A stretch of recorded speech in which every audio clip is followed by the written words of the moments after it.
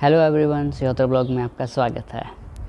अभी हमने इटली में नया घर ले लिया हुआ है। अपना जो पुराना घर था वो हमने चेंज कर लिया हुआ है। नहीं, मैं नहीं मानता। तो मैंने सोचा एक ब्लॉग बना दूं और आपको भी इस घर को दिखा दूं। मेरे हिसाब से तो बहुत अच्छा है। आप भी हमें कमेंट करके बताएं कि आपको कैसा लगा। तो चलिए मैं आपको एंट्री से दिखाता हूं। यहाँ से है हमारे घर की एंट्री और फ्रंट में है किचन। दरवाज़ा खोलते ही हमें सामने किचन दिखाई दे रहा है। ये डाइनिंग टेबल है 4 कुर्सियों के साथ। आप देख सकते हैं किचन बहुत ही अच्छा है।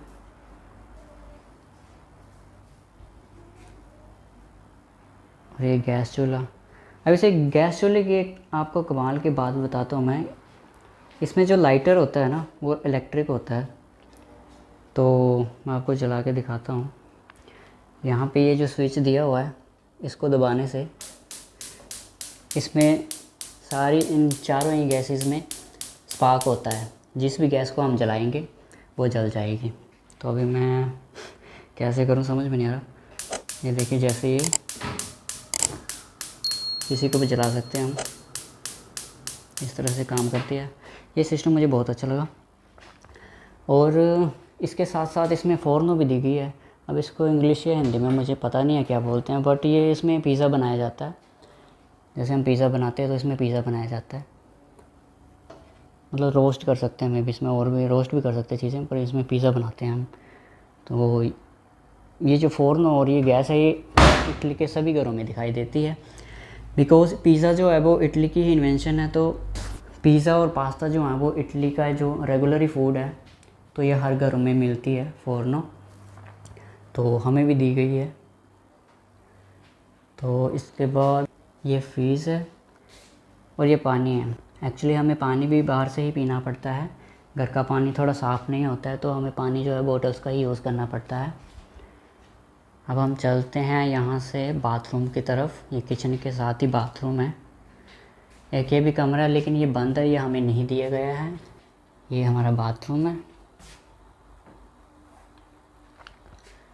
नहाने के लिए टब भी दिए गए हैं, लेकिन मुझे टब की समझ में नहीं आती टब किस लिए होता है।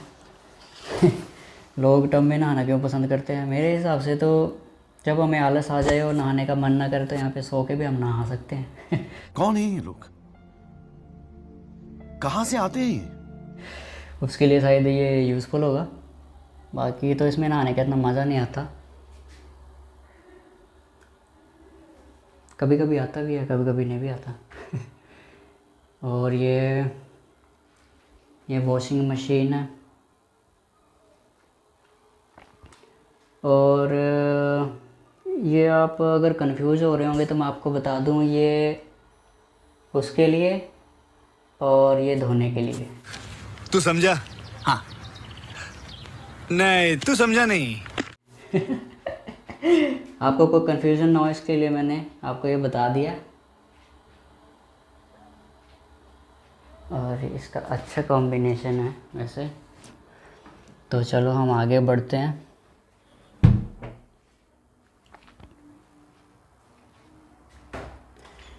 ये है हमारा रूम। ये हमारा बड़ा रूम है। ये बेड है और एक छोटा बेड है।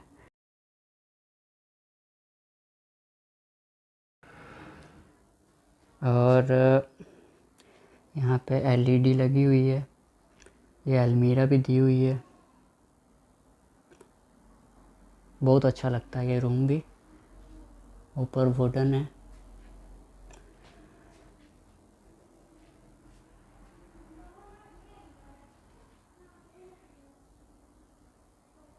बहुत ही खूबसूरत लगता है ये। हमने मंकी भी रखा हुआ है। वाओ, क्वा क्वा क्वा क्वा। और ये डॉगी भी रखा हुआ है। Wow wow wow.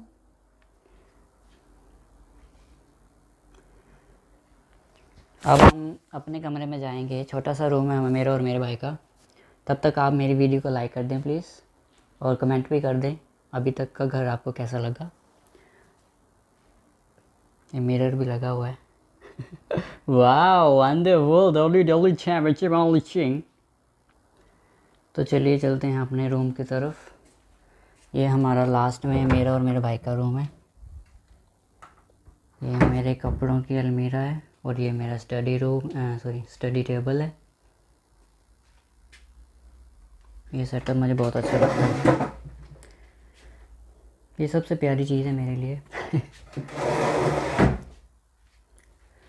और ये है हमारे बेड्स। यहाँ पे एक बेड पे मैं सोता हूँ और एक बेड पे मेरा भाई सोता है। और ये मेरे भाई की अलमीरा है। ये गिटार भी रखा है मैंने, सॉरी मेरी बहन ने रखा है, वो बजाती है इसे थोड़ा थोड़ा, मुझे तो आता नहीं। बस इसमें यही सब था। चलिए वापिस चलते हैं।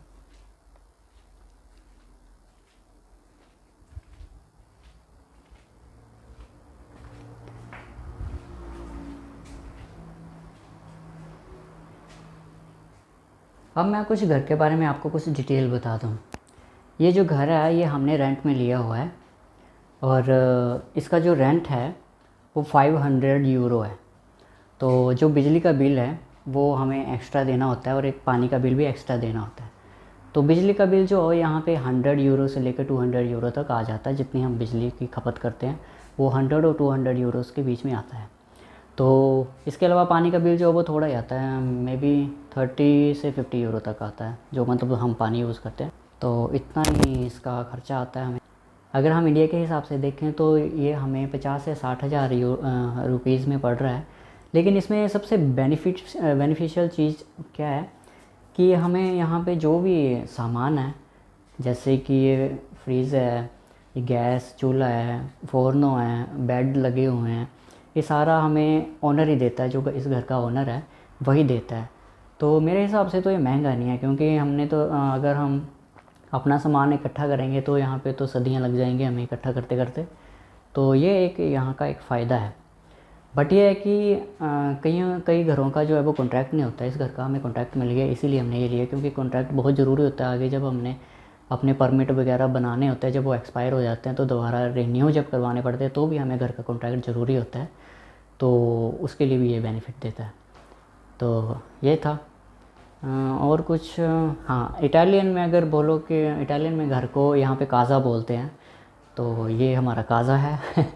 काज़ा अफीतो, मतलब अफीतो का मतलब होता है कि रेंट में, तो इसे हम बोलते हैं काज़ा अफीतो, यानी कि हाउस ऑन रेंट।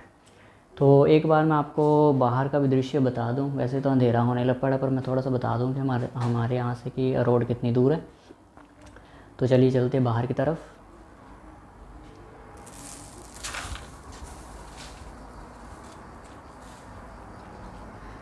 ये सामने जो आप घर देख रहे हैं, ये यहाँ पे एक इटालियन फैमिली रहती है। हम एक दूसरे से बात तो नहीं करते, बट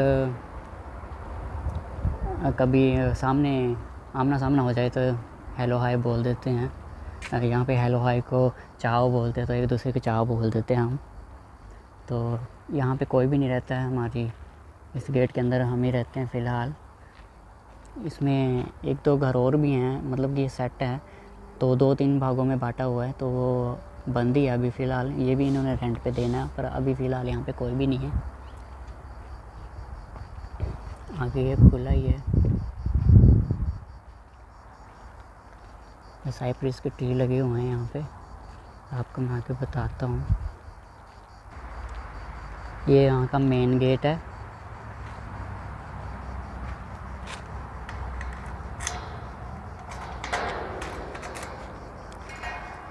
और ये मेन रोड है। मेन रोड क्या, थोड़ा सॉरी, ये लिंक रोड है। मेन रोड भी ज़्यादा दूर नहीं है, वो मेन रोड है जहाँ से गाड़ी अभी आई, और वो जो गाड़ियाँ दूसरी तरफ से जा रही हैं वो मेन रोड है। यहाँ से अगर यहाँ पे बस स्टॉप भी है, मतलब कि बस स्टॉप यहाँ पे कुछ स्पेशल नहीं होता, उसमें मतलब कुछ बैठने उठने के लिए नहीं होता, बस एक बोर्ड सा लगा होता है जहाँ पे बस स्टॉप का सिंबल बना होता है, और वहाँ पे बस हम रोक सकते हैं। ऐसे किसी भी जगह पे बस नहीं रुकती है यहाँ पे, जहाँ पे वो सिंबल बना होगा वहीं पे हम बस को रुकवा सकते हैं। तो ये जो रोड है, जो इटली में रहते होंगे उन्हें पता होगा, ये रोड जाता है ताराचीना के लिए, और इस तरफ जाना हो तो ये रोड से रोमा को भी चला जाता है। और लातीना को भी चला जाता है दूसरी तरफ से जो रोड जा रहा है। ये रोड भी मुड़ के उधर ही चला जाता है, रोमा और लातीना को। तो ये है बाहर का दृश्य, आजू बाजू भी घर हैं। तो ये है।